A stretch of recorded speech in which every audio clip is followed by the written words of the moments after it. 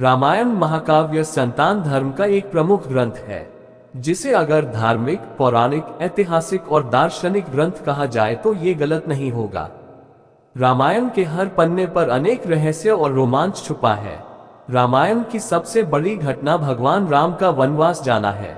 रामायण के अनुसार माता कैकेयी ने महाराज दशरथ से भगवान राम के लिए 14 वर्षों के लिए वनवास मांगा था, जिसकी वजह से रावण का अंत हो सका।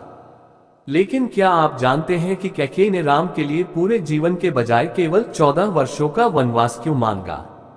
आइए जानते हैं इस घटना के पीछे क्या कारण है। राजा दशरथ की तीसरी पत्नी कैकेयी भगवान राम से अपने बेटे भरत से भी ज्यादा प्रेम करती थी।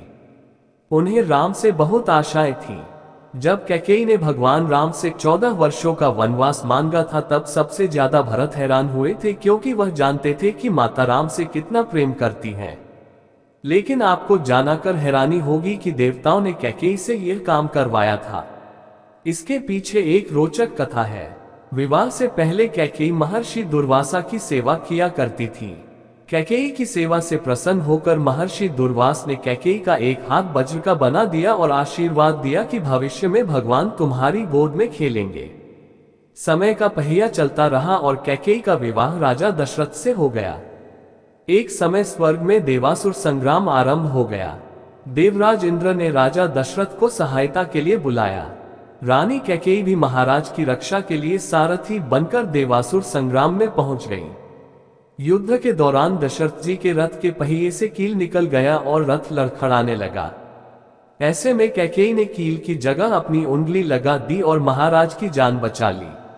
राजा दशरथ को जब पता चला कि कैकेयी ने युद्ध भूमि में किस साहस का परिचय दिया है, तो वह बहुत प्रसन्न हुए और 3 वरदान मांगने के लिए कहा।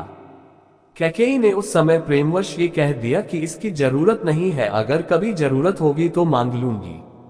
कैकेयी ने राजा दशरथ को इसी वरदान के जाल में फांस लिया और राम के लिए 14 वर्ष का वनवास मांग लिया।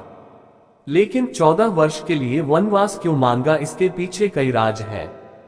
कैकेयी ने 14 वर्ष का वनवास मानकर यह समझाया कि अगर व्यक्ति युवावस्था में 14 यानी 5 ज्ञानेंद्रियां कान, नाक, आंख, जीभ, त्वचा, 5 कर्मेंद्रियां वाक, पानी, पाद, पायु, उपस्थ तथा मन, बुद्धि, चित्त और अहंकार को वनवास एकांत आत्मा के वश में रखेगा, तभी अपने अंदर के घमंड और रावण को मार पाएगा। दूसरी बात यह था कि रावण की आयु में केवल 14 ही वर्ष शेष थे। प्रश्न उठता है कि यह बात कैकेयी कैसे जानती थी? ये घटना घट तो रही थी अयोध्या में, लेकिन योजना देवलोक की थी। कोप भवन में कोप का नाटक हुआ था। कैकेयी को राम पर भरोसा था, लेकिन दशरथ को नहीं था। इसलिए उन्होंने पुत्र मोह में अपने प्राण गंवा दिए और कैकेयी हर जगह बदनाम हो गई। अजसु पिटारी तासु सिर गई गिरा मति फेरी। सरस्वती ने मंथरा की मति में अपनी योजना डाल दी। उसने कैकेयी को वही सब सुनाया, समझाया और कहने को उकसाया जो सरस्वती को करवाना चाहती थी। इसके सूत्रधार स्वयं श्री राम थे। उन्होंने ही यह योजना तैयार की थी। माता कैकेयी यथार्थ जानती हैं।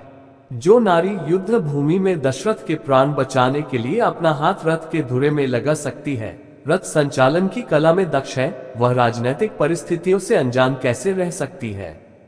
कैकेयी चाहती थी कि मेरे राम का पावन यश 14 भुवनों में फैल जाए, और यह बिना तप और बिन रावण वध के संभव नहीं था।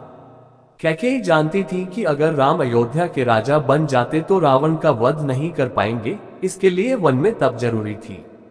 कैकेयी चाहती थी कि राम केवल अयोध्या के ही सम्राट न बनकर रह जाए, वह विश्व के समस्त प्राणियों के हृदयों के सम्राट भी बने।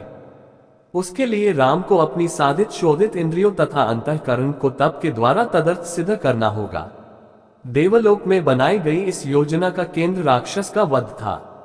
महाराज अनरण्य के उस शाप का समय पूर्ण होने में 14 ही वर्ष शेष थे, जो शाप उन्होंने रावण को दिया था कि मेरे वंश का राजकुमार तेरा वध करेगा, जिससे भगवान राम ने रावण का वध किया और देवलोक की योजना पूरी की।